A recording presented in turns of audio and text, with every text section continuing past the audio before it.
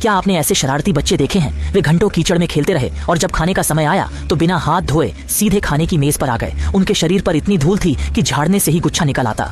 संरक्षक के रूप में डोनाल्ड डक ने कहा कि साफ होकर आएं और खाना खाएं, लेकिन ये बच्चे धीरे धीरे काम कर रहे थे तो डोनाल्ड डक को पीछे से छड़ी से हाँकना पड़ा।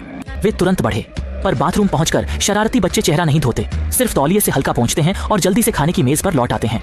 नतीजतन जब डोनाल्ड डक उन्हें खाना परोस रहा था, उनके हाथों पर मिट्टी के निशान दिखने लगे। बच्चों का दिखावा देख डोनाल्ड डक को गुस्सा आया। उसने उन्हें कमरे में बंद कर कहा, खाना नहीं चाहते तो मत खाओ। इस समय शरारती बच्चे को हाथ न धोने का पछतावा हुआ। तभी उनके मन में एक और शरारत आई। नीचे बैठे डोनाल्ड डक ने अभी 2 निवाले ही खाए थे कि उन्होंने सुना बच्चे भूख की शिकायत कर रहे हैं। डोनाल्ड डक को सुनकर और पछतावा हुआ। खुद से यह सवाल किए बिना नहीं रह सका कि कहीं मैंने कुछ ज्यादा तो नहीं किया। बच्चों के बढ़ते शरीर के समय उन्हें भूखा रखना ठीक नहीं है, इसलिए डोनाल्ड डक ने उन्हें नीचे बुलाकर खाना खिलाने का निर्णय लिया। ऊपर चढ़ने की आवाज सुनकर तीनों शरारती बच्चे जल्दी से लाइट बंद कर देते हैं। डोनाल्ड डक को आश्चर्य होता है कि वे इतनी जल्दी कैसे सो गए। जैसे ही रजाई हटाई फंस गए।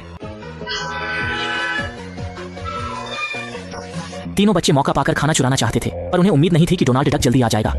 वे तीनों मजबूरी में खाना रख देते हैं। पिटाई से बचने के लिए तीनों बच्चे तेजी से भागते हैं। इस समय डोनाल्ड डक गुस्से में है, उन्हें सबक सिखाना चाहता है। पीछा करते करते अचानक उसका पैर फिसल जाता है और वह खाई में गिर जाता है।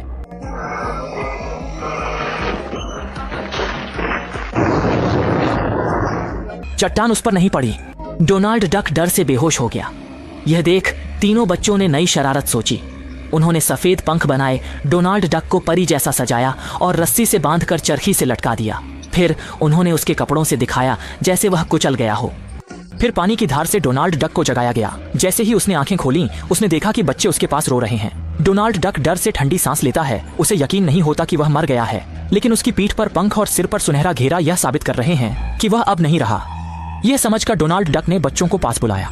काफी समझाने के बाद बच्चे भी रोने का नाटक करने लगे। फिर एक बत्तख ने पहिया घुमाया, जिससे डोनाल्ड डक ऊपर उठा ताकि उसे लगे कि वह स्वर्ग जा रहा है। शरारती बच्चे ऊपर से दुखी होकर रो रहे थे, लेकिन वे जल्दी लौटने की तैयारी कर रहे थे। जब कोई नहीं था तो डोनाल्ड डक ने स्वर्ग की ओर उड़ान भरने की तैयारी की, लेकिन वह जमीन पर गिर पड़ा।